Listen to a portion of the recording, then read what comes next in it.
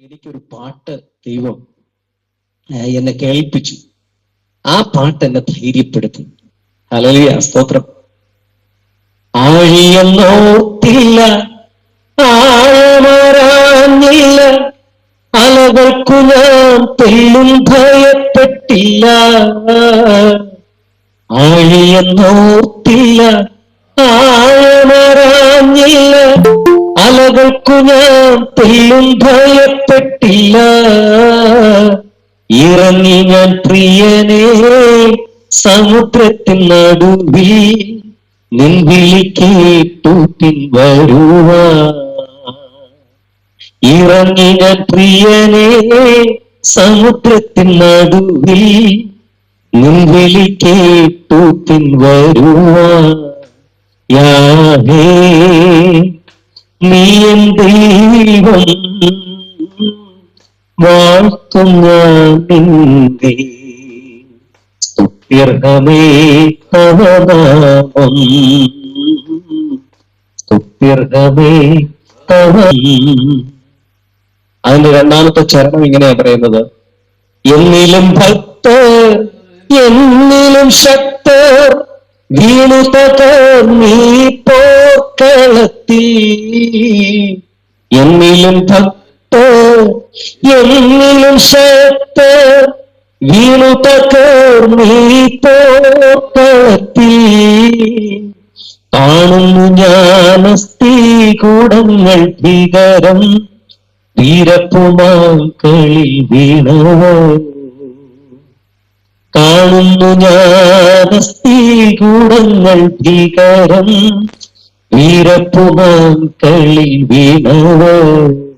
യാഹേ നീ എൻ ദൈവം, വാഴ്ത്തും ഞാൻ നിന്നെ. സ്തുത്യർഹമേ തവ നാമം, സ്തുത്യർഹമേ തവ നാമം. ഹല്ലേലൂയ. ഒരിക്കൽ കൂടെ കർത്താവിനെ സ്തുതിക്കാം, ദൈവത്തെ മഹത്വപ്പെടുത്താം. ഹല്ലേലൂയ. കരങ്ങൾ ഉയരട്ടെ. ആമേൻ, സ്തോത്രം. നമ്മളെ എന്നും കരുതാമെന്ന് വാഗ്ദത്തം ചെയ്ത ഒരു ദൈവത്തിന്റെ മുമ്പിലാണ് നമ്മളായിരിക്കുന്നത്. ഇന്നലെയും ഇന്നും എന്നേക്കും അനന്യനായിട്ടുള്ള ഒരു കർത്താവിന്റെ മുമ്പിലാണ് നമ്മളായിരിക്കുന്നത്. അവനെ ആരാധിക്കുന്ന ഓരോ നിമിഷവും നമുക്ക് അനുഗ്രഹമാണ്. അത് തിരിച്ചറിഞ്ഞുകൊണ്ട് ദൈവസന്നിധിയിൽ ആയിരിക്കുവാൻ സ്വർഗത്തിലെ ദൈവസന്നിധിയിൽ ഞാൻ നിങ്ങളോട് അപേക്ഷിക്കുകയാണ്. കർത്താവ് അനുഗ്രഹിക്കുന്നവർ തുടർന്നുള്ള അല്പസമയം ദൈവത്തിന്റെ വചനവുമായിട്ട് നിങ്ങളുടെ മുമ്പാകെ നിൽക്കുവാൻ ഞാൻ ആഗ്രഹിക്കുകയാണ്. കർത്താവ് നമ്മളെ അനുഗ്രഹിക്കട്ടെ. ഒരുമിച്ച് നമുക്ക് ചിന്തിക്കാം. ന്യായാധിപന്മാരുടെ പുസ്തകം 8-ാം അധ്യായം അതിന്റെ 2-ാമത്തെ വാക്യം ഒരാൾക്ക് ശ്രദ്ധയോടെ ഒന്ന് വായിച്ചു കേൾപ്പിക്കാം. ന്യായാധിപന്മാരുടെ പുസ്തകം 8-ാം അധ്യായം അതിന്റെ 2-ാമത്തെ വാക്യം. അതിന് അവൻ, നിങ്ങളോട് ഒത്തു നോക്കിയാൽ ഞാൻ ഈ ചെയ്തത് എന്തുള്ളൂ? അബിയാസറിന്റെ മുന്തിരിയെടുപ്പിനേക്കാൾ എഫ്രൈമിന്റെ കാല പെറുക്കല്ലേ നല്ലത്.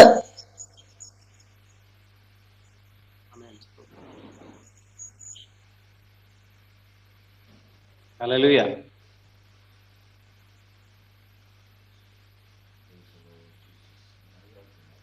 ഹല്ലേലൂയ. ഹല്ലേലൂയ, സ്തോത്രം. ഇവിടെ നമ്മൾ വായിച്ചു കേട്ട വേദഭാഗം എന്ന് പറയുന്നത് അബിയേസറിന്റെ മുന്തിരിയെടുപ്പിനേക്കാൾ എഫ്രയീമിന്റെ കാലാപെറുക്കലല്ലയോ നല്ലത്. ഹല്ലേലൂയ. ഒന്നുകൂടെ നമുക്കൊന്ന് മനസ്സിലാക്കാം. നിങ്ങൾക്ക് മൈക്ക് ഓൺ ചെയ്യണമെന്നില്ല. ഒന്നുകൂടെ അവിടെ ഇരുന്നുകൊണ്ട് നമുക്കൊന്ന് 1-2 പ്രാവശ്യം ഇതൊന്ന് പറയാം. അബിയേസറിന്റെ മുന്തിരിയെടുപ്പിനേക്കാൾ എഫ്രയീമിന്റെ കാലാപെറുക്കലല്ലയോ നല്ലത്. അബിയേസറിന്റെ മുന്തിരിയെടുപ്പിനേക്കാൾ എഫ്രയീമിന്റെ കാലാപെറുക്കലല്ലയോ നല്ലത്. ഹല്ലേലൂയ.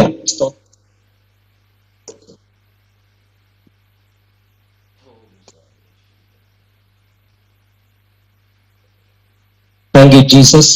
അബിയേസറിന്റെ മുന്തിരിയെടുപ്പിനേക്കാൾ എഫ്രയീമിന്റെ കാലാപെറുക്കലല്ലയോ നല്ലത്. അപ്പം നമ്മൾ മനസ്സിൽ സ്ഥിരപ്പെടുത്തി എന്ന് ഞാൻ ചിന്തിച്ചുകൊണ്ട് ഞാൻ ആരംഭിക്കട്ടെ. ഹല്ലേലൂയ. ഇവിടെ നമ്മൾ വായിച്ച വേദഭാഗത്തിൽ കാണുന്ന 2-3 കാര്യങ്ങൾ ഞാൻ പറഞ്ഞുതരാം. ഇതിന്റെ ഒരു പശ്ചാത്തലം പറഞ്ഞാൽ, ഗിദെയോൻ എന്ന് പറയുന്ന ഒരു അനുഗ്രഹിക്കപ്പെട്ട ദൈവ പുരുഷനാണ് ഈ വാക്യങ്ങളെ പറയുന്നത്.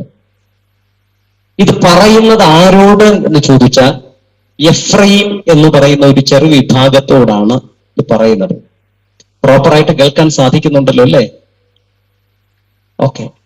എഫ്രൈം എന്ന് പറയുന്ന ഒരു ചെറു വിഭാഗത്തോട് ഗിദയോൻ പറയുന്ന വാക്കുകളാണ്. അതിന്റെ പശ്ചാത്തലം ഇതാണ്: ഗിദയോനും തന്റെ സൈന്യവും മിദ്യാന്യർ എന്ന് പറയുന്ന ഒരു വിഭാഗത്തോട് യുദ്ധം ചെയ്യാൻ പോവാണ്. മിദ്യാന്യരോട് യുദ്ധം ചെയ്ത് ഗിദയോനും തന്റെ കൂട്ടരും ജയിച്ചു മടങ്ങി വരുമ്പോൾ ഒരിക്കലും എഫ്രൈമ്യർ വന്ന് ഗിദയോനോടൊരു പരിഭവ ചോദ്യം ചോദിക്കുകയാണ്. പരിഭവ ചുവയുള്ള ചോദ്യം. ശ്രദ്ധിച്ചോളെ ദൈവമക്കളെ. എഫ്രൈമ്യർ വന്ന് ഗിദയോനോട് ചോദിക്കുകയാണ്, ഒരു പരിഭവ ചുവയുള്ള ചോദ്യം ചോദിക്കുകയാണ്. അല്ലയോ ഗിദയോനെ, നീയും നിന്റെ സൈന്യവും മിദ്യാന്യരോട് യുദ്ധം ചെയ്യാൻ പോയപ്പോ ഞങ്ങളെ കൂടെ ഒന്ന് അറിയിക്കാത്തത് എന്താ? സ്വാഭാവികമായിട്ടുള്ള ഒരു ചോദ്യമാണ്. നിങ്ങളൊന്ന് ചിന്തിക്കണം. ഒരു പരിഭവ ചുവയുള്ള ചോദ്യം. നീയും നിന്റെ സൈന്യവും കൂടെ മിദ്യാന്യരോട് യുദ്ധം ചെയ്യാൻ പോയപ്പോ ഞങ്ങളെ കൂടെ ഒന്ന് അറിയിക്കാത്തത് എന്താ എന്ന് ചോദിച്ചു. കാരണം അതിന്റെ പശ്ചാത്തലം ഇത്രയേ ഉള്ളൂ. അന്നത്തെ കാലഘട്ടത്തിൽ ഒരു പടപൊരുതാൻ ഒരു സൈന്യം പോകുമ്പോൾ ആ സൈന്യത്തിന് പെട്ടെന്ന് ജയിച്ചു വരുന്നതിന് വേണ്ടി മറ്റൊരു സ്ഥലത്ത് നിന്ന് മറ്റൊരു സൈന്യത്തിലെ ആളുകളെ കൂടെ കടമെടുക്കാൻ കഴിയുമായിരുന്നു എന്നുള്ളതാണ്. അപ്പോ അന്ന് മിദ്യാന്യരോട് യുദ്ധം ചെയ്യാൻ പോകുമ്പോൾ എഫ്രൈമ്യരെ കൂടെ വിളിച്ചിരുന്നെങ്കിൽ കുറച്ചുകൂടെ പെട്ടെന്ന് ജയിച്ചു വരാമായിരുന്നല്ലോ എന്നാണ് അവർ ഉദ്ദേശിച്ചത്. ശ്രദ്ധിച്ചോണേ ദൈവമക്കളെ. ഇവരിങ്ങനെ പറഞ്ഞ മാത്രയിൽ തന്നെ എഫ്രൈമ്യരുടെ ചോദ്യത്തിന് ഉത്തരമായി ഗിദയോൻ പറഞ്ഞ വാക്കുകളാണ് നമ്മൾ ഇവിടെ വായിച്ചു കേട്ട വേദഭാഗം. ഗിദയോൻ ആദ്യം പറഞ്ഞു, അയ്യോ, നിങ്ങളോടൊത്തു നോക്കിയാൽ ഞങ്ങൾ എന്തുമാത്രം. നിങ്ങളോടൊത്തു നോക്കിയാൽ ഞങ്ങൾ എന്തുമാത്രം. ഞങ്ങൾ ഒന്നുമല്ല. നിങ്ങളോടൊത്തു നോക്കിയാൽ ഞങ്ങൾ ഒന്നുമല്ല. കാരണം എഫ്രൈമ്യരെ നിങ്ങൾക്കാണ് ദൈവം സകല വലിയ പ്രവിശ്യകളെയും പിടിച്ചടക്കാൻ അധികാരവും അവകാശവും തന്നത്. ഹല്ലേലൂയ. എഫ്രൈമ്യർ ഒരു ചെറു വിഭാഗമാണെങ്കിലും വലിയ വലിയ പ്രവിശ്യകളെ പിടിച്ചടക്കാൻ എഫ്രൈമ്യർക്ക് ദൈവം അധികാരത്തെ കൊടുത്തു. അപ്പൊ ഗിദയോൻ അറിയാനുള്ള ഗിദയോൻ പറയുകയാണ്, എഫ്രൈമ്യരെ നിങ്ങളോടൊത്തു നോക്കിയാൽ ഞങ്ങൾ വട്ടപൂജ്യമാണ്. അതുകൊണ്ട് ഞങ്ങൾ നിങ്ങളോട് മഹിമ പറയാനുള്ളവരല്ല, എങ്കിലും ഞങ്ങൾ ജയിച്ചു വന്നു. എന്നിട്ട് പറയുകയാണ്, ഇസ്രായേലിൽ ഉണ്ടായിരുന്ന ഒരു പഴഞ്ചൊല്ലാണെന്നാണ് ഞാൻ കരുതിയിരുന്നത്. നിങ്ങളും ഇത് കേൾക്കുമ്പോൾ ഒരു പഴഞ്ചൊല്ല് പോലെയായിരിക്കും അത് വായിച്ചത് എന്ന് ഞാൻ കരുതുന്നു. ഞാനും ആദ്യം ചിന്തിച്ചത് ഇസ്രായേലിൽ ഏതെങ്കിലും ഒരു പഴഞ്ചൊല്ലായിരിക്കും ഗിദയോൻ പറഞ്ഞത്. അബിയേസറിന്റെ മുന്തിരിയെടുപ്പിനേക്കാൾ എഫ്രയീമിന്റെ കാലാപെറുക്കലല്ലയോ നല്ലത്. അബിയേസറിന്റെ മുന്തിരിയെടുപ്പിനേക്കാൾ എഫ്രയീമിന്റെ കാലാപെറുക്കലല്ലയോ നല്ലത്. ഞാനും ചിന്തിച്ചിരുന്നത് ഇങ്ങനെയാണ്, ഇത് ഏതോ ഒരു പഴഞ്ചൊല്ലാണ്. നോ, അതൊരു പഴഞ്ചൊല്ലല്ല. ഗിദയോൻ അന്നത്തെ സിറ്റുവേഷൻ മനസ്സിലാക്കി പറഞ്ഞ ഉത്തരവാണ്. ഹല്ലേലൂയ. അന്നത്തെ സാഹചര്യം കണക്കിലെടുത്ത് പറഞ്ഞ, അന്നത്തെ നിയമവ്യവസ്ഥിതി മനസ്സിലാക്കി പറഞ്ഞ ഒരു വസ്തുതയാണ്, അബിയേസറിന്റെ മുന്തിരിയെടുപ്പിനേക്കാൾ എഫ്രയീമിന്റെ കാലാപെറുക്കലല്ലയോ നല്ലത്. സ്വാഭാവികമായി ഈ ഒരു വചനം വായിച്ചു കേൾക്കുന്ന ദൈവജനത്തിന് അതിൽ നിന്ന് അറിയാൻ കൊതിക്കുന്ന 2-3 കാര്യങ്ങളുണ്ട്. ഹല്ലേലൂയ. ഒരു നല്ല ദൈവ പൈതൽ ഈ ഭാഗം വായിക്കുകയാണെങ്കിൽ അതിൽ നിന്ന് അറിയാൻ കാര്യങ്ങളുണ്ട്. എന്താണെന്നറിയാമോ? ഒന്ന്, അബിയേസർ ആരാന്നറിയണം. ഇവിടെ ഇരിക്കുന്ന ആർക്കെങ്കിലും അബിയേസറിനെ കുറിച്ച് അറിയാമെങ്കിൽ ഒന്ന് കരം ഉയർത്താം, അല്ലെങ്കിൽ സിമ്പൽ കാണിക്കാം. ആമേൻ.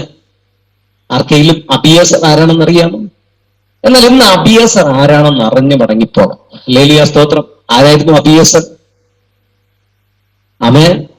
അബിയേസർ എന്ന് പറഞ്ഞാൽ ഗിദയോൻ ഉൾപ്പെടുന്ന ഒരു സൈന്യത്തിലെ സൈന്യാധിപനായിരുന്നു അബിയേസർ.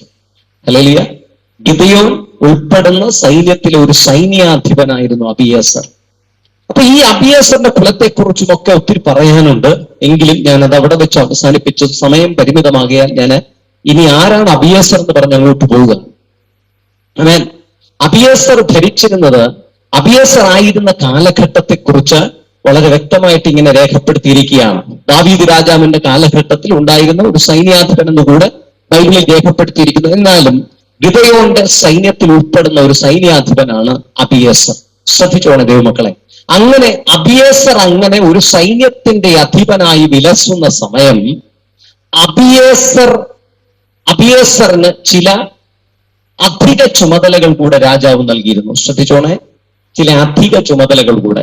അബിയേസർ ഒരു സൈന്യാധിപനായിരിക്കെ തന്നെ അധിക ചുമതലകൾ കൂടെ കൊടുത്തിരുന്നു. അതിലൊരു അധിക ചുമതല എന്ന് പറയുന്നത്, ശ്രദ്ധിച്ചോണെ, അതിലൊരു അധിക ചുമതല എന്ന് പറയുന്നത് ആ രാജ്യത്തിൽ എവിടെയൊക്കെ മുന്തിരിത്തോട്ടങ്ങളുണ്ടോ അവിടെയൊക്കെ ചെന്ന് ആളുകളെ വിളിച്ചു വരുത്തി, ജോലിക്കാരെ വിളിച്ചു വരുത്തി, മുന്തിരിത്തോട്ടങ്ങളിലെ വിളവെടുപ്പ് സമയമാകുമ്പോൾ മുന്തിരിത്തോട്ടത്തിലെ വിളവെടുപ്പ് നടത്തി അത് ചാക്കിലാണെങ്കിൽ ചാക്കുകളിൽ, പാത്രങ്ങളിലാണെങ്കിൽ പാത്രങ്ങളിൽ, വണ്ടികളിലാണെങ്കിൽ വണ്ടികളിൽ കയറ്റി കൊണ്ടുചെന്ന് ഇതെത്ര വണ്ടിയുണ്ടെന്നും എത്ര ചാക്കുണ്ടെന്നും എത്ര പാത്രമുണ്ടെന്നും വളരെ വ്യക്തമായി കണക്ക് ബോധിപ്പിക്കേണ്ട ചുമതല കൂടെ ആർക്കുണ്ടായിരുന്നു? അബിയേസറിനുണ്ടായിരുന്നു. ഹല്ലേലൂയ. ശ്രദ്ധിച്ച് കേൾക്കുന്നുണ്ടോ ദൈവമക്കളെ? അബിയേസറിന് അന്ന് സൈന്യാധിപനായിരിക്കെ തന്നെ ഒരധിക ചുമതല ഉണ്ടായിരുന്നു. ആ അധിക ചുമതല ഇതാണ്: ആ നാട്ടുരാജ്യത്തിൽ എവിടെയൊക്കെ മുന്തിരിത്തോട്ടങ്ങളുണ്ടോ ആ മുന്തിരിയുടെ വിളവെടുപ്പിന്റെ സമയമാകുമ്പോൾ അവിടെ ചെന്ന് മുന്തിരിയുടെ വിളവെടുപ്പ് നടത്തി ആ കണക്ക് ബോധിപ്പിക്കേണ്ട ചുമതല, രാജാവിനോട് കണക്ക് ബോധിപ്പിക്കേണ്ട ചുമതല കൂടെ ആർക്കുണ്ടായിരുന്നു? അബിയേസർ എന്ന് പറയുന്ന സൈന്യാധിപനുണ്ടായിരുന്നു. അതാണ് അബിയേസറിന്റെ മുന്തിരിയെടുപ്പ്. ശ്രദ്ധിച്ചോളെ ദൈവമക്കളെ, അതാണ് അബിയേസറിന്റെ മുന്തിരിയെടുപ്പ്. അപ്പൊ നമുക്ക് മനസ്സിലായി അബിയേസർ ആരാണെന്ന് മനസ്സിലായി. ഗിദെയോൻ ഉൾപ്പെടുന്ന സൈന്യത്തിലെ ഒരു സൈന്യാധിപനാണ് അബിയേസർ എന്ന് മനസ്സിലായി. അദ്ദേഹത്തിന് അധിക ചുമതലകൾ കൊടുത്തിരുന്നു എന്ന് മനസ്സിലായി. അദ്ദേഹത്തിന്റെ മുന്തിരിയെടുപ്പ്, അബിയേസറിന്റെ മുന്തിരിയെടുപ്പ് എന്ന് പറഞ്ഞാൽ എന്താണെന്ന് മനസ്സിലായി. അദ്ദേഹം വിളവെടുപ്പ് നടത്തുന്നതിനെയാണ്, അല്ലെങ്കിൽ ഈ ആൾക്കാരെ കൊണ്ടുചെന്ന് വിളവെടുപ്പ് നടത്തി മടങ്ങിപ്പോകുന്നതിനെയാണ്, കണക്ക് ബോധിപ്പിക്കുന്നതാണ് അബിയേസറിന്റെ മുന്തിരിയെടുപ്പ് എന്നതുകൊണ്ട് അർത്ഥമാക്കുന്നത്. ഹല്ലേലൂയ. എഫ്രയീമ്യർ. ഇനി നമുക്കറിയേണ്ടത് എഫ്രയീമ്യർ ആരാണെന്നാണ്. ആരാ എഫ്രയീമ്യർ? എഫ്രയീമിനെ കുറിച്ച് പഠിക്കുമ്പോൾ ദൈവം ഏറ്റവും കൂടുതൽ സ്നേഹിച്ച ഒരു ചെറു വിഭാഗമാണ് എഫ്രയീമ്യർ. ഹല്ലേലൂയ. അതുകൊണ്ട് എഫ്രയീമ്യരെ കുറിച്ച് ഇങ്ങനെ ദൈവം പറഞ്ഞിട്ടുണ്ട്: എഫ്രയീം, നീ എന്റെ വത്സലപുത്രൻ, നീ എന്റെ പൊന്നോമന പുത്രൻ. ഹല്ലേലൂയ, സ്തോത്രം. അത്രയ്ക്ക് ദൈവം മനസ്സറിഞ്ഞ് സ്നേഹിച്ച ഒരു വിഭാഗം വേറെ ഉണ്ടായിട്ടില്ല എന്നുള്ളത് അർത്ഥം. ഹല്ലേലൂയ. അപ്പോ അങ്ങനെ സ്നേഹിച്ച ഒരു വിഭാഗത്തെയാണ് എഫ്രയീം എന്ന് പറയുന്നത്. ഈ എഫ്രയീമരെ മറ്റ് പല പ്രവിശ്യകളെയും പിടിച്ചടക്കാൻ ഈ ചെറു വിഭാഗമായ എഫ്രയീമിന് ദൈവം അധികാരത്തെ കൊടുത്തു. ഹല്ലേലൂയ. ഇനി എഫ്രയീമിനെ കുറിച്ച് മനസ്സിലാക്കണമെങ്കിൽ നമ്മൾ സങ്കീർത്തന ഭാഗം 60-ാം സങ്കീർത്തനത്തിലേക്ക് വരുന്ന സമയത്ത് 60-ാം സങ്കീർത്തനത്തിൽ പറയുന്നു: എഫ്രയീം എന്റെ തലക്കോരിക. ഹല്ലേലൂയ, സ്തോത്രം. ആമേൻ. മോവാബ് എനിക്ക് കഴുകുവാനുള്ള വട്ടക, ഏദോമിന്മേൽ ഞാൻ എന്റെ ചെരുപ്പിനെ എറിയും എന്നൊക്കെ പറയുന്ന ഭാഗത്ത് വളരെ വ്യക്തമായി രേഖപ്പെടുത്തിയിരിക്കുന്നു: എഫ്രയീം എന്റെ തലക്കോരിക. തലക്കോരിക എന്ന് പറഞ്ഞാൽ ഇംഗ്ലീഷിലെ അർത്ഥം ഹെൽമറ്റ് എന്നാണ്. ഹല്ലേലൂയ. എഫ്രയീം എന്റെ ഹെൽമറ്റ് എന്ന് പറഞ്ഞാൽ, ആമേൻ, സ്തോത്രം, അത് എഫ്രയീം എന്റെ ശിരസ്ത്രം എന്ന് പറഞ്ഞാൽ അതിനത്രയും കിരീടത്തോളമുള്ള വില അതിനുണ്ട് എന്നർത്ഥം. ആമേൻ, സ്തോത്രം. അത്രയ്ക്ക് അനുഗ്രഹിക്കപ്പെട്ട അവസ്ഥകളെ കൊടുത്ത്, അനുഗ്രഹങ്ങളെ കൊടുത്ത് ദൈവം നിലനിർത്തിയിരുന്ന ഒരു അനുഗ്രഹിക്കപ്പെട്ട വിഭാഗമാണ് എഫ്രയീം എന്ന് പറയുന്നത്. അതുകൊണ്ടാണ് കർത്താവ് പറഞ്ഞത്: എഫ്രയീം, നീ എന്റെ വത്സലപുത്രൻ, നീ എന്റെ പൊന്നോമന പുത്രൻ. ഹല്ലേലൂയ. അപ്പോ എഫ്രയീമിനെ അങ്ങനെ ദൈവം സ്നേഹിച്ച വിഭാഗമാണ്. ഇനി നമുക്ക് മനസ്സിലാക്കേണ്ടത് എഫ്രയീമ്യരുടെ കാലാവർക്ക് എന്താണെന്നാണ്. ശ്രദ്ധിച്ചോണം ദൈവമക്കളെ. ഗിദെയോന്റെ സൈന്യത്തിൽപ്പെട്ട സൈന്യാധിപനായിരുന്ന അബിയേസറും തന്റെ കൂട്ടരും, അല്ലെങ്കിൽ അബിയേസറും തന്റെ ജോലിക്കാരും വന്ന് മുന്തിരിയുടെ വിളവെടുപ്പ് നടത്തി, മേൽത്തരമായ മുന്തിരിക്കുലകൾ ഇങ്ങനെ വിളഞ്ഞു നിൽക്കുന്ന സമയത്ത് ആ മുന്തിരിയുടെ വിളവെടുപ്പ് നടത്തി അവര് പോയി കഴിഞ്ഞു എന്ന് ഉറപ്പുവരുത്തിയതിനു ശേഷം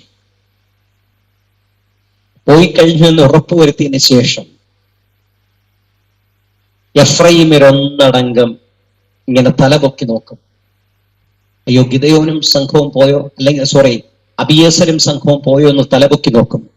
അബിയേസരും സംഘവും അവിടുന്ന് പോയി എന്ന് ഉറപ്പുവരുത്തിയാൽ എഫ്രയീമ്യർ ഒരുമിച്ച് ഈ മുന്തിരിത്തോട്ടത്തിലേക്ക് ഇറങ്ങും. ഈ മുന്തിരിത്തോട്ടത്തിലൂടെ കടന്നു ചെന്ന് അവർക്ക് അവകാശപ്പെട്ട കാലാവറുക്കാൻ ആരംഭിക്കും. എന്ന് പറഞ്ഞാൽ മേൽത്തരമായ മുന്തിരിക്കുലകൾ വിളഞ്ഞു തൂങ്ങി ആടിയപ്പോൾ അതിൽ നിന്ന് പറിച്ചെടുത്തുകൊണ്ട് പോകുന്ന സമയത്ത് മേൽത്തരമായ മുന്തിരിക്കുലകളിൽ നിന്ന് അടർന്നു വീണ മുന്തിരികൾ താഴെ വീണ് കിടക്കുമ്പോൾ അതിനെ ചെന്ന് ഇവർ ഒരുമിച്ച് ചെന്ന് പെറുക്കിയെടുക്കും. ഇതാണ് എഫ്രയീമ്യരുടെ കാലാപർക്ക്. അപ്പൊ നമ്മള് അബിയേസർ ആരാണെന്ന് പെട്ടെന്ന് മനസ്സിലാക്കി. അബിയേസറിനെ കുറിച്ച് ഒത്തിരി പറയാനുണ്ട്, കാലാപർക്കിനെ പറ്റി മുന്തിരിയെടുപ്പിനെ കുറിച്ച് ഒത്തിരി പറയാനുണ്ട്, എഫ്രൈമിനെ കുറിച്ച് ഒത്തിരി പറയാനുണ്ട്, എഫ്രൈമിന്റെ കാലാപർക്കിനെ കുറിച്ച് ഒത്തിരി പറയാനുണ്ട്. പക്ഷേ സമയം പരിമിതമാകാൻ ഞാൻ ആ ഭാഗം അവിടെ അവസാനിപ്പിക്കുകയാണ്. അബിയേസർ ആരാണെന്ന് മനസ്സിലായി, അബിയേസറിന്റെ മുന്തിരിയെടുപ്പ് എന്താണെന്ന് മനസ്സിലായി, എഫ്രൈമർ ആരാണെന്ന് മനസ്സിലായി, എഫ്രൈമരുടെ കാലാപർക്കാണ് എന്താണെന്ന് മനസ്സിലായി. ഇനി നമുക്ക് മനസ്സിലാക്കേണ്ടത് സ്വാഭാവികമായും നമുക്ക് ഉള്ളിലുണ്ട്, എന്തുകൊണ്ടാ ഗിദെയോൻ ഇങ്ങനെ പറഞ്ഞത്? എന്തുകൊണ്ടാ ഗിദെയോൻ അബിയേസറിന്റെ മുന്തിരിയെടുപ്പിനേക്കാൾ എഫ്രയീമിന്റെ കാലാപർക്കാണ് നല്ലത് എന്ന് പറയാൻ കാരണം എന്താ? ഇവിടെയാണ് ഇതിന്റെ ഒരു വലിയ സ്തോത്രം ദൂത് നമുക്കറിയാനിരിക്കുന്നത്. ഹല്ലേലൂയ സ്തോത്രം. ആ ഒരു ചെറിയ ദൂതാണ് നിങ്ങളിലേക്ക് പകരാൻ ഞാൻ ആഗ്രഹിക്കുന്നത്. ആമേൻ. ഈ പരിമിതമായ സമയത്തിനുള്ളിൽ നിന്നുകൊണ്ട് ആ ഒരു ചെറിയ ദൂത് നിങ്ങളിലേക്ക് പകരുവാൻ ഞാൻ ആഗ്രഹിക്കുക. ഇന്ന് രാത്രിയിൽ എന്നെ കേൾക്കുന്ന പ്രിയപ്പെട്ട ദൈവമക്കൾ ഇത് ഏറ്റെടുക്കുന്നുവെങ്കിൽ ഒരു വലിയ അനുഗ്രഹം ഉണ്ടാകും. ഹല്ലേലൂയ സ്തോത്രം. ആമേൻ. എന്തുകൊണ്ടാ അബിയേസറിന്റെ മുന്തിരിയെടുപ്പിനേക്കാൾ എഫ്രയീമിന്റെ കാലാപർക്കാണ് നല്ലത് എന്ന് പറഞ്ഞത്? എന്തുകൊണ്ടാ പറഞ്ഞത്? പറഞ്ഞതിനൊറ്റ കാരണമേ ഉള്ളൂ. അബിയേസറിന് ഈ ആർമിയിലെ ഈ പറയുന്ന സൈന്യത്തിലെ സൈന്യാധിപൻ എന്ന് പറയുന്ന ചുമതലയുണ്ട്. അതായത് പ്രശസ്തിയുണ്ട്, പേരുണ്ട്, പദവിയുണ്ട്. അതിനോടൊപ്പം തന്നെ അധിക ചുമതലകളുണ്ട്. എന്ന് പറഞ്ഞാൽ ഒരു നല്ല സവിശേഷമായിട്ടുള്ള ഒരു പദവികളൊക്കെ ആർക്ക് കൊടുത്തിട്ടുണ്ട്? അബിയേസറിന് കൊടുത്തിട്ടുണ്ട്. എന്തുകൊണ്ടും അബിയേസർ ഉയർന്ന പദവിയിലാണ് ഇരിക്കുന്നത്. ഒരു ചീഫ് കമാൻഡന്റ് ആയിട്ടുള്ള ഒരാളാണ് അബിയേസർ. ഒരു ചീഫ് ആർമി ഓഫീസറാണ് അബിയേസർ. അതോടൊപ്പം തന്നെ മറ്റധിക ചുമതലകൾ കൊടുത്ത് രാജാവ് അദ്ദേഹത്തിനെ ഇങ്ങനെ നല്ല രീതിയിൽ വെച്ചിരിക്കുകയാണ്. ഒന്ന് ചിന്തിച്ചു നോക്കിയേ. എപ്പോൾ വേണമെങ്കിലും രാജാവ് കൊട്ടാരത്തിലേക്ക് ചെല്ലാം, എപ്പോൾ വേണമെങ്കിലും രാജാവിനെ മുഖം കാണിക്കാം, എപ്പോൾ വേണമെങ്കിലും രാജാവുമായിട്ട് സംവദിക്കാം. അങ്ങനെയുള്ള ഒരു അവസ്ഥകളും പദവികളും ഒക്കെ അബിയേസറിനുണ്ട്. അങ്ങനെയുള്ള അബിയേസറാണ് മുന്തിരിയെടുപ്പ് നടത്തി കൊണ്ടുപോകുന്നത്. ശ്രദ്ധിച്ചോണേ ദൈവമക്കളെ, ഇത് തമ്മിലുള്ള വ്യത്യാസം ഇത്രയേ ഉള്ളൂ. അബിയേസറിന് ഈ പദവികളൊക്കെ ഉള്ളപ്പോഴും അബിയേസർ കൊണ്ടുചെന്ന് ആൾക്കാരെ കൊണ്ടുചെന്ന് ഈ പറയുന്ന മുന്തിരിത്തോട്ടങ്ങളിലൊക്കെ ആ രാജ്യത്ത് എവിടെയുണ്ടോ അവിടെയുള്ള എല്ലാ മുന്തിരിത്തോട്ടങ്ങളിലും അബിയേസറിന് അവകാശമുണ്ട്. അവിടെ ജോലി ചെയ്യുന്ന എല്ലാ ജോലിക്കാരുടെ മേലും അബിയേസറിന് അവകാശമുണ്ട്. അവരെയൊക്കെ നിയന്ത്രിക്കാൻ അബിയേസറിന് അധികാരമുണ്ട്. ഈ അധികാരമെല്ലാം കൊണ്ടുചെന്ന് വിളവെടുപ്പ് നടത്തി അബിയേസർ കൊണ്ടുചെന്ന് രാജകൊട്ടാരത്തിൽ പോയി മടങ്ങി വരികയാണെന്നിരിക്കട്ടെ. അങ്ങനെ മടങ്ങി വരുന്ന വഴിക്ക്, ഇതെന്റെ ഭാവനയാണ് കേട്ടോ, അങ്ങനെ മടങ്ങി വരുന്ന വഴിക്ക് വഴിയിൽ വെച്ച് ഒരാളെ കണ്ടു. അപ്പൊ അദ്ദേഹം ചോദിച്ചു, അബിയേസറെ എങ്ങോട്ട് പോയിട്ട് വരിക? ഞാന് കൊട്ടാരത്തിലെ ഈ വർഷത്തെ മുന്തിരിയുടെ വിളവെടുപ്പ് നടത്തി അതിനെ കൊണ്ട് ഏൽപ്പിച്ചിട്ട് വരികയാണ്. നല്ലതായിരുന്നു, നല്ല മേൽത്തരമായ നല്ല മുന്തിരികളായിരുന്നു എന്ന് ചോദിക്കുമ്പോൾ അബിയേസർ പറയും, പിന്നെ പ്രാവശ്യം നല്ല മുന്തിരിയായിരുന്നു. എത്ര ചാക്കുണ്ടായിരുന്നു? അത് ഇത്ര ചാക്കുണ്ടായിരുന്നു. എത്ര വണ്ടി ഉണ്ടായിരുന്നു? ഇത്ര വണ്ടി ഉണ്ടായിരുന്നു. അതെല്ലാം പറഞ്ഞു. അബിയേസർ ഇങ്ങനെ തിരിഞ്ഞു നടക്കാൻ സമയത്തിന് ഒരു ചോദ്യം കൂടെ ചോദിച്ചു. അദ്ദേഹം ഒരു ചോദ്യം കൂടെ ചോദിച്ചു, അബിയേസറെ ഈ വർഷത്തെ മുന്തിരിയുടെ രുചി എന്താ? ഹല്ലേലൂയ സ്തോത്രം. അബിയേസറിനോട് ഒരൊറ്റ ചോദ്യം കൂടെ ചോദിച്ചു, ഈ വർഷത്തെ മുന്തിരിയുടെ രുചി എന്താ അബിയേസർ എന്ന് ചോദിച്ചപ്പോ അബിയേസർ അവൻ ഒന്ന് നെഞ്ചത്ത് കരം വെച്ചു, ഒന്നറിയാതെ തലചൊറിഞ്ഞു. ഹല്ലേലൂയ സ്തോത്രം. എന്നിട്ട് അബിയേസർ ചിന്തിക്കാൻ തുടങ്ങി, അയ്യോ എനിക്കിത്രയും പദവിയുണ്ട്, എനിക്കിത്രയും പദവികൾ രാജാവ് തന്നിട്ടുണ്ട്, എനിക്ക് മുന്തിരിയെടുപ്പ് നടത്താനുള്ള പദവി തന്നിട്ടുണ്ട്, ഇതിന്റെ കണക്ക് ബോധിപ്പിക്കാനുള്ള പദവി തന്നിട്ടുണ്ട്, എനിക്കിവരെ നിയന്ത്രിക്കാനുള്ള പദവി തന്നിട്ടുണ്ട്, ഈ മുന്തിരിത്തോട്ടങ്ങളിലൊക്കെ അവകാശമേ, ഈ മുന്തിരിക്കുലകളിൽ നിന്ന് ഒരു മുന്തിരി പോലും എടുത്ത് രുചിച്ചു നോക്കാനുള്ള അവകാശം എനിക്ക് തന്നിട്ടില്ലല്ലോ എന്ന് പറഞ്ഞ് അബിയേസർ ആകപ്പാടെ വിഷമിച്ചു. ഹല്ലേലൂയ സ്തോത്രം. പക്ഷേ നിങ്ങളൊന്ന് ചിന്തിച്ചു നോക്കിയ ദൈവമക്കളെ, ആമൻ എഫ്രയീമ്യർ ഒരുമിച്ച് ചെന്ന് അബിയേസരൻ കൂട്ടരും മുന്തിരി എടുപ്പ് നടത്തി വീട്ടിലേക്ക് പോയപ്പോൾ ആമൻ എഫ്രയീമ്യർ ഒരുമിച്ച് ചെന്നിട്ട് ആമൻ സ്തോത്രം ഈ 6 അടി പൊക്കം വരുന്ന മുന്തിരി പന്തലിന്റെ അടിയിൽ കൂടെ കുനിഞ്ഞു നടന്ന് താഴെ വീണ മേൽത്തരമായ മുന്തിരിക്കുലകളിൽ നിന്ന് അടർന്നു വീണ താഴെ വീണ് കിടക്കുന്ന മുന്തിരികൾ ഓരോന്നായി പെറുക്കിയെടുത്ത് ശേഖരിച്ചത് ആമൻ സ്തോത്രം എത്ര പാത്രം കിട്ടിയോ അത്രയും സ്വന്തം എന്ന് പറഞ്ഞു വീട്ടിലേക്ക് കൊണ്ടുപോയി. ഹല്ലേലൂയ സ്തോത്രം, പ്രൈസ് ദി ലോർഡ്. ആമേൻ. ഇന്ന് രാത്രി എന്നെ കേൾക്കുന്ന പ്രിയപ്പെട്ട ദൈവ പൈതലേ, ആമേൻ, കാലാവെറുക്കുന്ന ദൈവമക്കൾക്ക് അതിന്റെ മഹത്വമുണ്ട്. കാലാവെറുക്കുന്ന ദൈവമക്കൾക്ക് അതിന്റെ മഹത്വം തമ്പുരാൻ കൊടുക്കുന്നുണ്ട്. ആമേൻ. അബിയേസർ മുന്തിരിയെടുപ്പ് നടത്തിയെങ്കിലും ഒരെണ്ണം എടുത്ത് രുചിച്ചു നോക്കാൻ അവകാശമില്ലാതിരിക്കെ ആമേൻ സ്തോത്രം എഫ്രയീമിന്റെ വീട്ടിൽ കൊണ്ടുപോയത് മുഴുവൻ അവർക്ക് സ്വന്തമെന്ന് പറയാം. അവിടെ ആരും ചോദിക്കാമെന്നില്ല. ഹല്ലേലൂയ സ്തോത്രം. അവിടെ ആരും അവകാശം പറയാമെന്നില്ല. അവൻ പെറുക്കിയെടുത്തത് മുഴുവൻ അവർക്ക് സ്വന്തമായി അവരുടെ വീട്ടിലിരുന്നു. ശ്രദ്ധിച്ചോണേ ദൈവമക്കളെ, അബിയേസറിന്റെ വീട്ടില് ഈ മേൽത്തരമായ മുന്തിരി കുലകളിൽ നിന്ന് ആമേൻ സ്തോത്രം ഒരല്പം പോലും വീഞ്ഞ് അബിയേസറിന്റെ വീട്ടിലില്ല.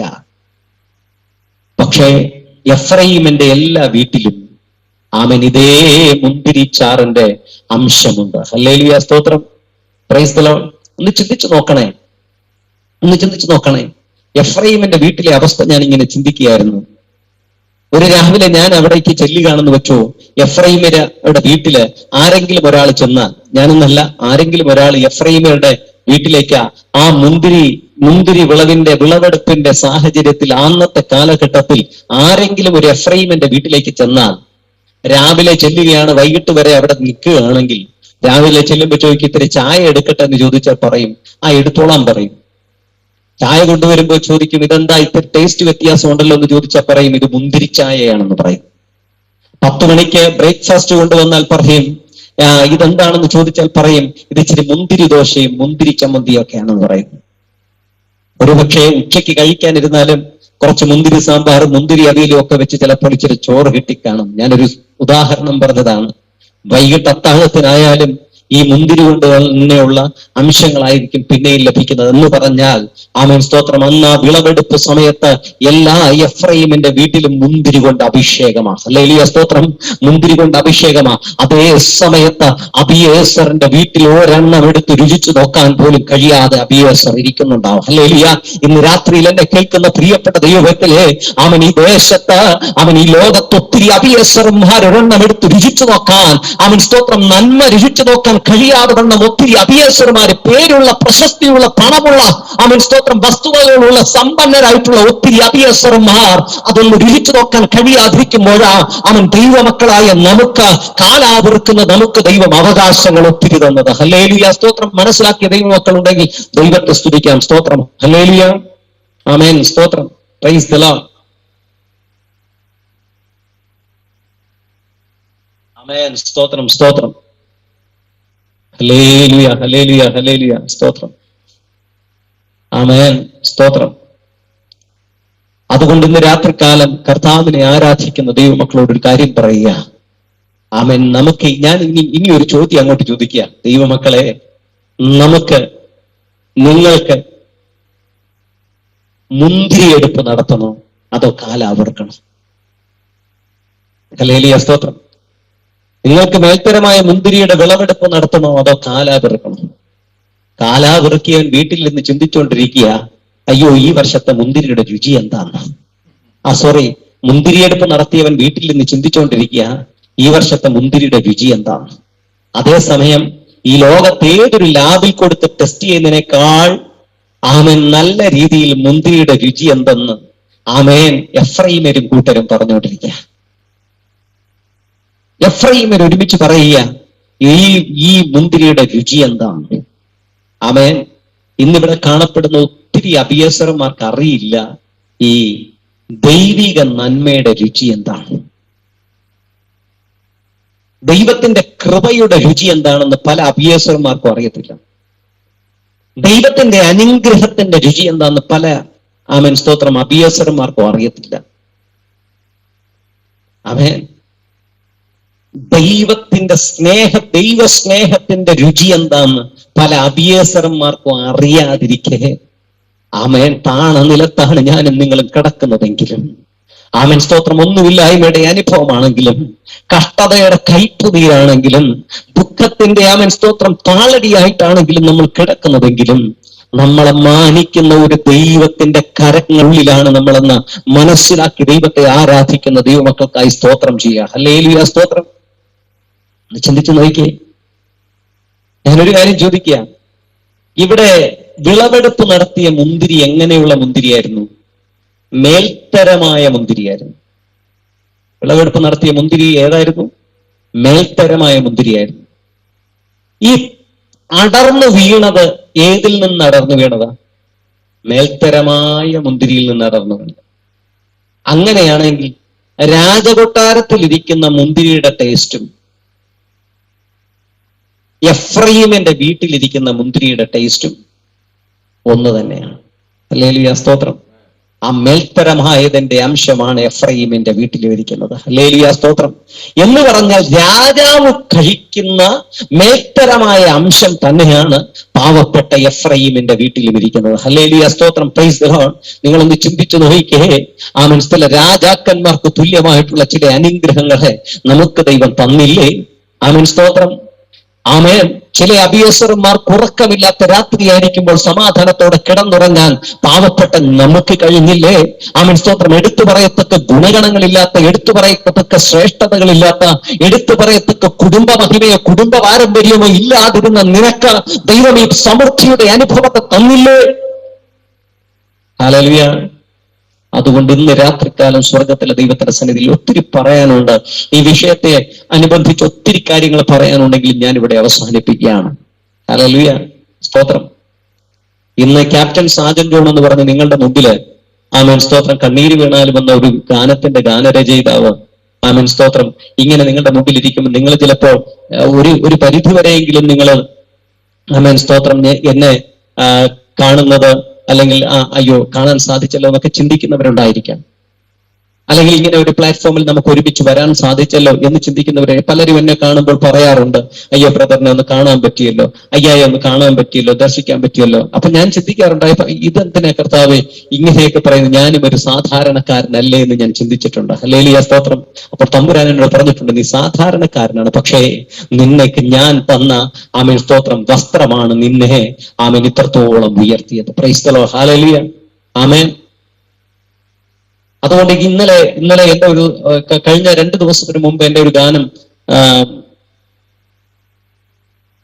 ഹല്ലേലൂയ, സ്തോത്രം, 2 ദിവസത്തിന് മുമ്പ് എന്റെ ഒരു ഗാനം റിലീസായി. അതിൽ ഞാൻ ഇങ്ങനെയാണ് എഴുതിയിരുന്നത്, കഴിവല്ല യേശു കണ്ട യോഗ്യത, കുറവാണ് യേശു കണ്ട യോഗ്യത, നിറമല്ല യേശു കണ്ട യോഗ്യത, എന്നിലെ നിറവാണ് യേശു കണ്ട യോഗ്യത, പണമല്ല എന്നെ യേശു കണ്ട യോഗ്യത, കണ്ണീരിന്റെ കണമാണ് എന്നെ യേശു കണ്ട യോഗ്യത, ഉയർച്ചയല്ല യേശു കണ്ട യോഗ്യത, എന്റെ താഴ്ചയാണ് യേശു കണ്ട യോഗ്യത, വളർച്ചയല്ല യേശു കണ്ട യോഗ്യത, എന്റെ തകർച്ചയാണ് യേശു കണ്ട യോഗ്യത, തളിർത്തതല്ല യേശു കണ്ട യോഗ്യത, വാടി വീണതാണ് യേശു കണ്ട യോഗ്യത, തങ്കവും പൊന്നുമല്ല യേശു കണ്ട യോഗ്യത, തങ്ക കഷ്ടതയാണ് യേശു തന്ന യോഗ്യത.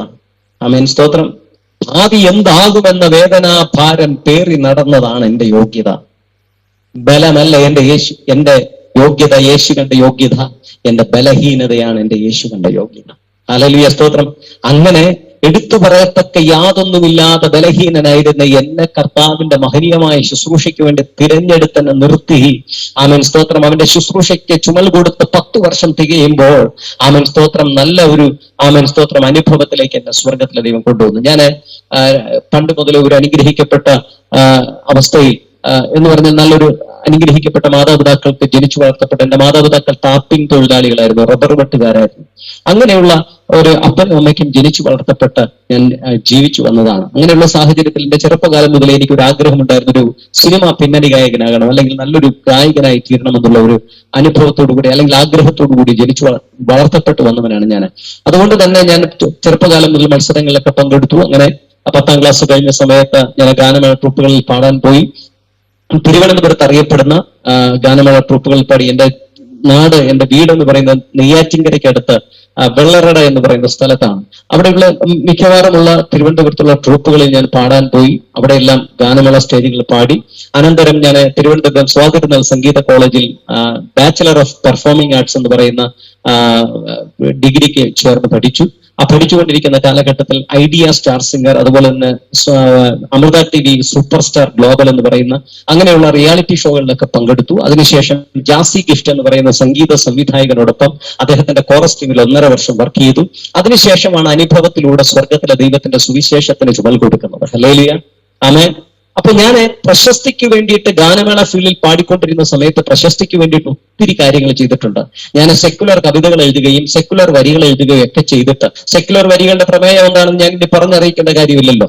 അതൊക്കെ എഴുതിയതിനു ശേഷം ഞാൻ എനിക്ക് കിട്ടുന്ന പണം മുഴുവൻ കൊണ്ടുചെന്ന് ഏതെങ്കിലും ഓർക്കസ്ട്ര ചെയ്യാവുന്ന കീബോർഡിസ്റ്റുമാരുടെ കയ്യിൽ കൊടുത്ത് അതിന്റെ ഓർക്കസ്ട്രേഷൻ ഒക്കെ ചെയ്ത് സ്റ്റുഡിയോയിൽ ചെന്ന് അതിനെ പാടിയെടുത്ത് അങ്ങനെ പ്രശസ്തി ആർജിക്കാൻ വേണ്ടി ഒത്തിരി കാര്യങ്ങൾ ചെയ്തിട്ടുള്ള പണം മുടക്കിയിട്ടുള്ള ഒരാളാണ്. പക്ഷേ 2007 ഞാൻ ഇതൊന്നും വേണ്ട എന്ന് ചിന്തിച്ചിട്ട് എനിക്ക് സെക്യുലർ ഫീൽഡിലുള്ള സ്തോത്രം ഈ പറയുന്ന സെക്യുലർ ഫീൽഡിൽ അല്ലെങ്കിൽ ഈ പറയുന്ന സിനിമ പിന്നണി ഗായകനാകണമെന്ന് ആഗ്രഹവും പേര് നടന്ന് ഞാൻ അതൊന്നും വേണ്ട എന്ന് പറഞ്ഞ് അതിനെയൊക്കെ വലിച്ചെറിഞ്ഞിട്ട് ചവറന്നെണ്ണിയിട്ട് എന്റെ കർത്താവിന്റെ അടുക്കലേക്ക് അവന്റെ മഹനീയമായ സുവിശേഷത്തിന് ചുമൽ കൊടുക്കാൻ ഞാൻ ഇറങ്ങിത്തിരിച്ച 10 വർഷം കഴിഞ്ഞപ്പോൾ സെക്യുലർ ഫീൽഡിൽ എനിക്ക് വേണ്ട എന്ന് പറഞ്ഞ് ഞാൻ വലിച്ചെറിഞ്ഞ പ്രശസ്തി ഈ ആത്മീയ ഗോളത്തിനകത്ത് സ്വർഗത്തിലെ തമ്പുരാൻ എനിക്ക് കൊണ്ടുതന്നു. ഹല്ലേലൂയ, സ്തോത്രം. ഇതാണ് എന്റെ വലിയ സാക്ഷ്യം. ക്രൈസ്തലോ, ഞാൻ പറയുന്നു, ഇങ്ങനെ പലരും സ്തോത്രം ഇതിന്റെ പിന്നാലെ നടക്കുന്ന ഒത്തിരി പേരുണ്ട്. അവരോട് ഞാൻ പറയുന്നു, അതിനേക്കാൾ കർത്താവിന്റെ മഹനീയമായ സുവിശേഷത്തിന് നീ കാലാവറക്കുന്ന അനുഭവമാണെങ്കിലും നിന്നെ വളർത്താൻ ഒരു ദൈവമുണ്ട്. എന്റെ അപ്പനും അമ്മയും ടാപ്പിങ്ങുകാരാണെന്ന് ഞാൻ പറഞ്ഞല്ലോ. അവര് അങ്ങനെയുള്ള ഒരു സാഹചര്യത്തിലായിരുന്നു എന്നെ വളർത്തിക്കൊണ്ടുവന്നത്. അത് കാലാവറക്കുന്ന ഒരു അനുഭവം തന്നെയായിരുന്നു. എന്റെ അപ്പനും അമ്മയൊക്കെ കാലാവറക്കുന്നത് പോലെയുള്ള അനുഭവമായിരുന്നു. ഹല്ലേലൂയ. അതിന്റെ ഒരു അനുഭവം പറഞ്ഞാൽ എത്ര പേർക്ക് അത് മനസ്സിലാവുമെന്ന് എനിക്കറിയില്ല. വെട്ടിയിടുന്ന ഈ റബ്ബറിൽ എടുക്കുന്ന വള്ളിക്കറകൾ നമ്മൾക്കിങ്ങനെ വലിച്ചെടുക്കാൻ സാധിക്കും. അത് വലിച്ചെടുക്കാൻ സാധിക്കാതെ തന്നെ ആ പട്ടയോട് ചേർത്ത് വെട്ടിയിടും. അതിനെ ഞാനും അമ്മയും എൻ്റെ സഹോദരങ്ങളുമായിട്ട് ഞങ്ങൾ ഈ വെട്ടിയിട്ടിട്ട് പോകുന്ന സമയത്ത് ഞങ്ങൾ ഇങ്ങനെ മരത്തിന്റെ ചുവട്ടിൽ നിന്ന് അത് പെറുക്കിയെടുക്കും. തോട്ടങ്ങളിൽ നിന്ന് പെറുക്കിയെടുത്ത് വീട്ടിൽ കൊണ്ടുവന്നിട്ട് ഒരു ബക്കറ്റിൽ വെള്ളം നിറച്ച് അതിനകത്ത് ഇട്ടുവെക്കും. കുറച്ച് ദിവസങ്ങൾ കഴിയുമ്പോൾ ഞങ്ങൾ ഒരുമിച്ച് അതിൽ നിന്ന് ദുർഗന്ധം വമിക്കുന്ന ഈ റബ്ബർ പട്ടയോട് ചേർന്ന് ഈ കറകളെ ഞങ്ങൾ അതിൽ നിന്ന് എടുത്തിട്ട് വീട്ടിന് മുറ്റത്ത് നടുവിൽ കൊണ്ടിട്ടിട്ട് ഞങ്ങൾ വളഞ്ഞിരുന്ന് ഈ പട്ടയിൽ നിന്ന് ഈ കറ വേർപെടുത്തി എടുത്ത് അതിനെ ഉണ്ട ഉരുട്ടി കെട്ടി വെയിലത്തൊട്ട് ഉണക്കിക്കൊണ്ട് ചെന്ന് വിറ്റ് കിട്ടുന്ന പണം കൊണ്ടാണ് എൻ്റെ അമ്മയൊക്കെ ഞങ്ങൾക്ക് ആഴ്ചയിൽ ഒരിക്കലെങ്കിലും ഒരു അല്പം മീന് വാങ്ങി കറി വെച്ച് തരുന്നത്. ഹല്ലേലൂയ, സ്തോത്രം. ഞാൻ പറഞ്ഞത് സ്തോത്രം, പണ്ട് കാലത്തിലെ കഷ്ടതകളുടെ അനുഭവം ഞാനിങ്ങനെ പറഞ്ഞല്ലെങ്കിൽ ഇങ്ങനെയുള്ള അനുഭവങ്ങളെ പറഞ്ഞു പോകാൻ പറഞ്ഞതല്ല. അവിടെ നിന്നാണ് സ്തോത്രം ആ ഡാലുമുഖം എന്ന് പറയുന്ന എന്റെ സ്ഥലത്തിന്റെ പേര് ഡാലുമുഖം എന്നാണ്. ആ ഡാലുമുഖം എന്ന ഇട്ടാവട്ടത്തിൽ പോലും ആരാലും അറിയപ്പെടാതിരുന്ന എന്നെ ഞാൻ ചിന്തിച്ചു, അവിടെ നിന്ന് ആ ഇട്ടാവട്ടത്തിൽ നിന്ന് സ്തോത്രം സാജൻ ജോൺ എന്ന പേര് മറ്റൊരിടത്തും അറിയത്തില്ല എന്ന് ചിന്തിച്ചിരുന്ന എന്നെ സ്തോത്രം അവിടെ നിന്ന് മറ്റൊരു ജില്ലയിലേക്കെന്നല്ല, മറ്റൊരു സംസ്ഥാനത്തിലേക്കെന്നല്ല, മറ്റൊരു രാജ്യത്തിലേക്കെന്നല്ല, ഈ ഭൂലോകം മൊത്തവും എവിടെയൊക്കെ ക്രൈസ്തവ ജനതയുണ്ടോ, എവിടെയൊക്കെ ക്രൈസ്തവ മലയാളികളുണ്ടോ, അവിടെയൊക്കെ സ്തോത്രം സ്വർഗത്തിലെ ദൈവം ഒരൊറ്റ ഗാനം കൊണ്ട്, അനുഭവത്തിൽ നിന്ന് എഴുതിയ ഒറ്റ ഗാനം കൊണ്ട് സ്തോത്രം അവിടെ എല്ലാം എന്നെ സ്തോത്രം അറിയുവാനിടയായി തീർന്നത്. ഇന്ന് ഞാൻ ഈ ഐക്യവസ്ത്രം ധരിച്ച് എവിടെയെങ്കിലും നിൽക്കുന്ന സമയത്ത് സ്തോത്രം കടന്നു വരുന്ന ഏതെങ്കിലും ഒരു ക്രൈസ്തവനായിട്ടുള്ള വ്യക്തി കാണുകയാണെങ്കിൽ ചോദിക്കും, അയ്യോ കണ്ണീര് വീണാൽ വന്ന പാട്ട് എഴുതിയ അയ്യാഹല്ലേ, കണ്ണീര് വീണാൽ വന്ന പാട്ട് എഴുതിയ ദൈവദാസനല്ലേ എന്ന് ചോദിക്കുമ്പോൾ ഉണ്ടാകുന്ന ഒരു അനുഭവം. ഞാൻ 1000 ആവർത്തി എന്റെ കർത്താവിനോട് ചോദിച്ചു, ഇത്രത്തോളം എന്നെ കൊണ്ടുവരുവാൻ ഞാൻ ആര്, എന്റെ ഗൃഹവും എന്തുള്ളൂ എന്ന് ഞാൻ ചോദിച്ചു. എന്റെ അപ്പനായ റബ്ബർ വെട്ടുകാരനായ ജോൺ കുട്ടി എന്തുള്ളൂ എന്ന് ഞാൻ ചിന്തിച്ചിട്ടുണ്ട്.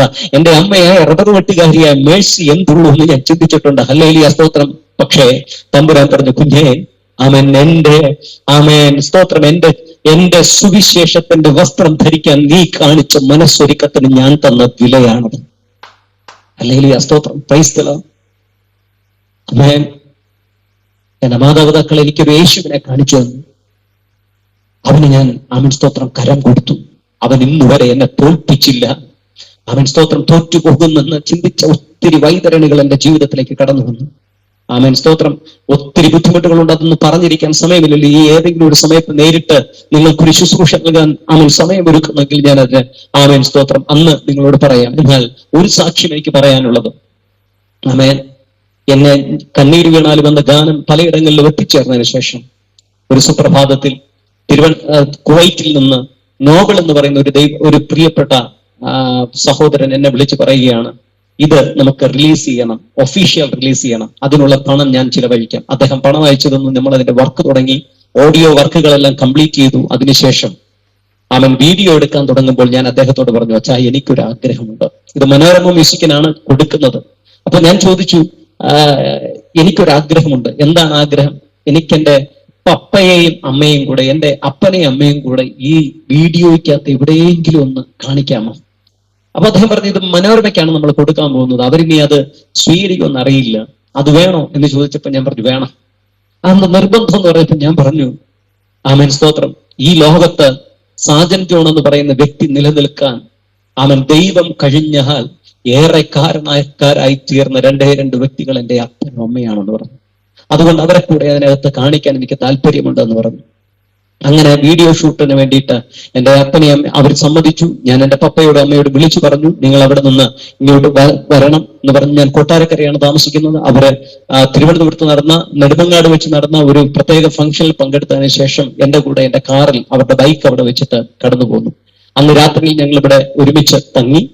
അന്ന് രാത്രിയിൽ ഏറെ നേരം ഞങ്ങൾ സംസാരിച്ച് കിടന്നപ്പോൾ ആമേൻ സ്തോത്രം, എന്റെ മാതാപിതാക്കൾക്ക് ആൻഡ്രോയിഡ് ഫോണിനെ കുറിച്ച് ഒന്നിനുമുള്ള ഒരു യാതൊരുവിധ ഐഡിയാസും ഇല്ലാത്ത മാതാപിതാക്കളായിരുന്നു എന്റെ. അന്ന് എന്നോട് ചോദിച്ചു, മക്കളെ, ഈ വൈറൽ എന്ന് പറയുന്ന പദത്തിന്റെ അർത്ഥം എന്താ? അതെല്ലാം പറഞ്ഞു കൊടുത്തു. ഞാൻ കാര്യം പറഞ്ഞ് മനസ്സിലാക്കി. ഞാൻ പറഞ്ഞു, പപ്പ, ഇനി കഷ്ടപ്പാടുകളൊക്കെ മാറും, ഇതിങ്ങനെ ആളുകൾ ഇത് ഏറ്റെടുത്തുകൊണ്ടിരിക്കുകയാണ്, പലരും എന്നെ ക്ഷണിച്ചിട്ടുണ്ട്, പല രാജ്യങ്ങളിലേക്കും എനിക്ക് ക്ഷണം വന്നിട്ടുണ്ട് എന്നൊക്കെ പറഞ്ഞു. ആ ദുരിതങ്ങളും ബുദ്ധിമുട്ടുകളും ഒക്കെ മാറും പപ്പ എന്ന് ചോദിച്ചപ്പോ പപ്പ എന്നോട് ചോദിച്ച ചോദ്യം, മക്കളെ, പപ്പയുടെ വെട്ട് നിർത്താൻ സമയമായെന്ന് ചോദിച്ചു. അന്നാണ് ആമേൻ സ്തോത്രം എന്റെ ചങ്കിൽ കൊള്ളുന്ന ഒരു ചോദ്യമായിരുന്നു അത്. എന്റെ വെട്ട് നിർത്താൻ സമയമായോ? കാരണം എന്റെ റബ്ബർ വെട്ട് നിർത്താൻ സമയമായോ എന്നാണ് എന്റെ അപ്പൻ എന്നോട് ചോദിച്ചത്. ഞാൻ അന്ന് എനിക്ക് നെഞ്ചിനകത്തൊരു ഭാരമുണ്ടായി. കാരണം 65 വയസ്സായ എന്റെ അപ്പന് ആമേൻ സ്തോത്രം ചെയ്യുന്ന ജോലി ഒരു ഭാരമായി തുടങ്ങിയെന്ന് ഞാൻ അറിയുന്നത് അന്നാണ്. ഹല്ലേലൂയ സ്തോത്രം.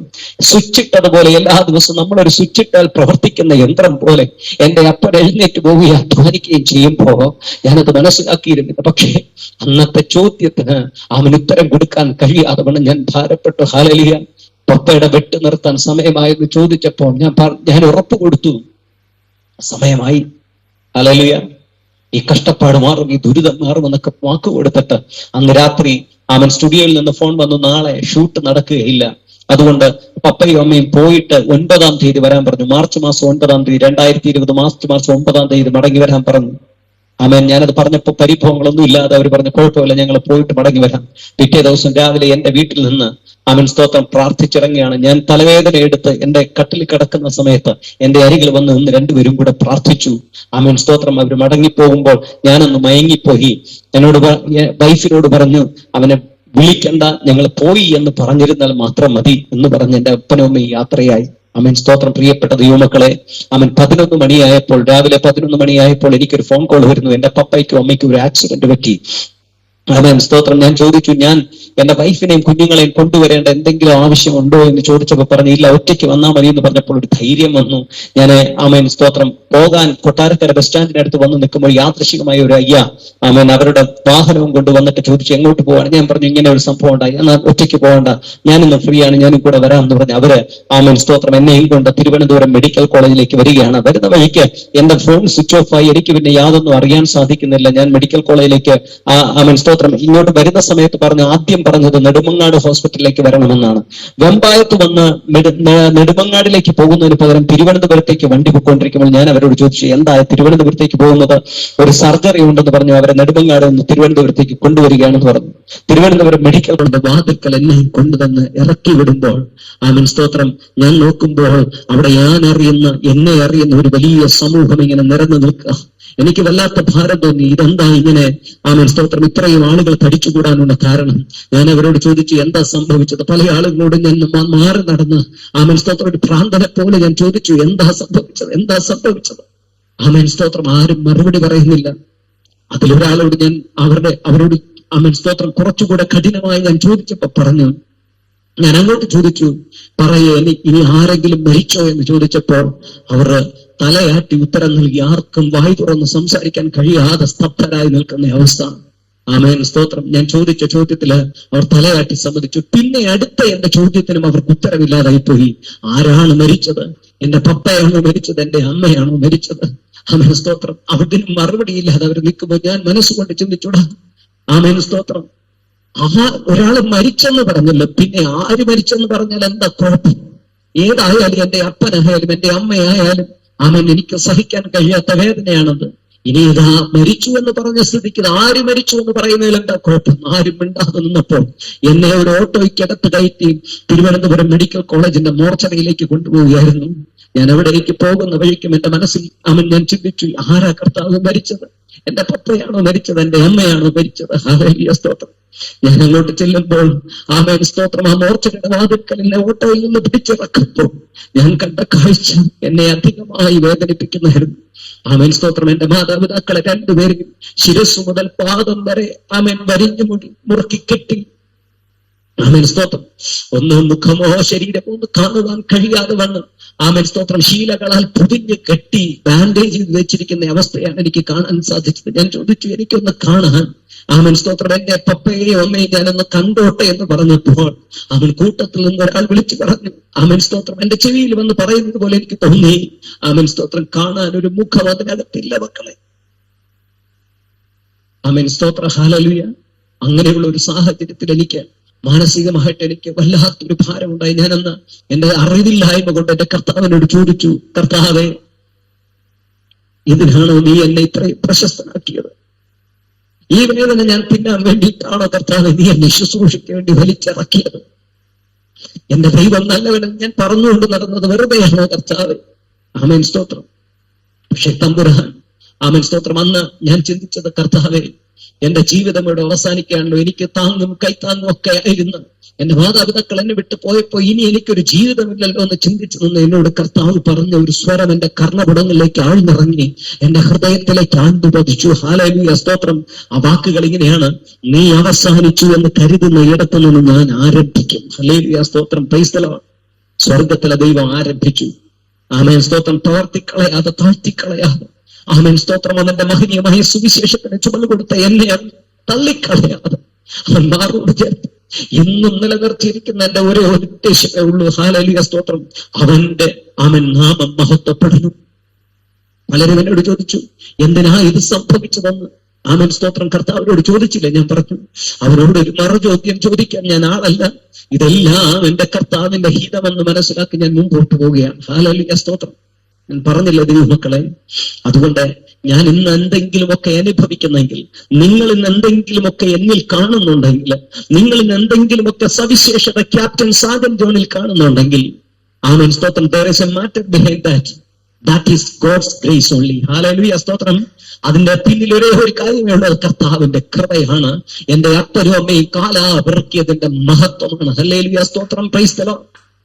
അതുകൊണ്ട് ഞാൻ പറയുന്നു, ഇന്നിവിടെ ഇരിക്കുന്ന ദൈവമക്കളെ, ഏതെങ്കിലും ഭാരത്താൽ നിങ്ങൾ വലയുകയാണെങ്കിൽ കാലാപിറക്കുന്നതിനൊരു മഹത്വമുണ്ടെന്ന് മനസ്സിലാക്കുക. ഇന്നല്ലെങ്കിൽ നാളെ അത് തെളിവായി വരും.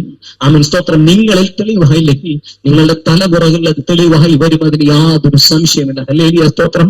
ഒത്തിരി അബിയസരന്മാർ തലയ്ക്ക് കൈവച്ചിരിക്കുമ്പോൾ, മുഖത്ത് വിരൽ വെച്ചിരിക്കുമ്പോൾ, ഹല്ലേലൂയ സ്തോത്രം, പ്രൈസ് ദി ലോർഡ്, ആമേൻ, നിനക്കും നിന്റെ കുടുംബത്തിനും കാലാപിറക്കിയതിന്റെ മഹത്വം. ആമേൻ സ്തോത്രം. ബോവസിന്റെ വയലിൽ ചെന്ന് കാലാപിറക്കിയ രൂത്തിന് മേൽത്തരമായ കറ്റകളിൽ നിന്ന് വലിച്ചിട്ട് കൊടുത്തതുപോലെ ഒരംശത്തെ നിനക്ക് വേണ്ടി സ്വർഗത്തിലെ ദൈവം ഒരുക്കി വെച്ചിട്ടുണ്ട്. അതുകൊണ്ട് ഞാൻ ഇന്ന് പറഞ്ഞ് അവസാനിപ്പിക്കട്ടെ. അബിയേസറിന്റെ മുന്തിരിയെടുപ്പിനേക്കാൾ എഫ്രയീമിന്റെ കാലാപിറക്കലല്ലയോ നല്ലത്? അബിയേസറിന്റെ മുന്തിരിയെടുപ്പിനേക്കാൾ എഫ്രയീമിന്റെ കാലാപിറക്കലല്ലയോ നല്ലത്? ആമേൻ സ്തോത്രം. ഒന്ന് ചിന്തിച്ചു നോക്കിയേ. അബിയേസറിന് ഒരു മുന്തിരി പോലും എടുത്ത് രുചിച്ചു നോക്കാൻ സാധിക്കാതെ വണ്ണം മുന്തിരിയെടുപ്പ് നടത്തിയിട്ട് എന്ത് ഫലം? അതേസമയം കുനിഞ്ഞ് നടുവ് കുനിഞ്ഞ് ആമേൻ സ്തോത്രം പെറുക്കിയെടുത്തത് മുഴുവൻ സ്വന്തമെന്ന് പറയാൻ അവകാശമുണ്ടെങ്കിൽ അതല്ലേ ദൈവമക്കളെ നന്ന്. ഇത്തിരി കഷ്ടപ്പാടുണ്ടെങ്കിലും, ഇത്തിരി ബുദ്ധിമുട്ടുണ്ടെങ്കിലും, ഇത്തിരി ക്ലേശങ്ങളുണ്ടെങ്കിലും, ഇത്തിരി പ്രയാസങ്ങളുണ്ടെങ്കിലും, പ്രതികൂലങ്ങളുണ്ടെങ്കിലും, പ്രതിസന്ധികളുണ്ടെങ്കിലും, നിനക്ക് കാലാവറിക്കതിന്റെ മഹത്വം നിനക്കില്ലാതെ പോകിലും സ്വന്തമായുള്ളവനോ എല്ലാറ്റിനും ഉടയവൻ.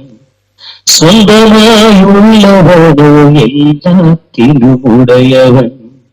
കണ്ണീര് വീണാലും ഒപ്പിയെടുത്ത്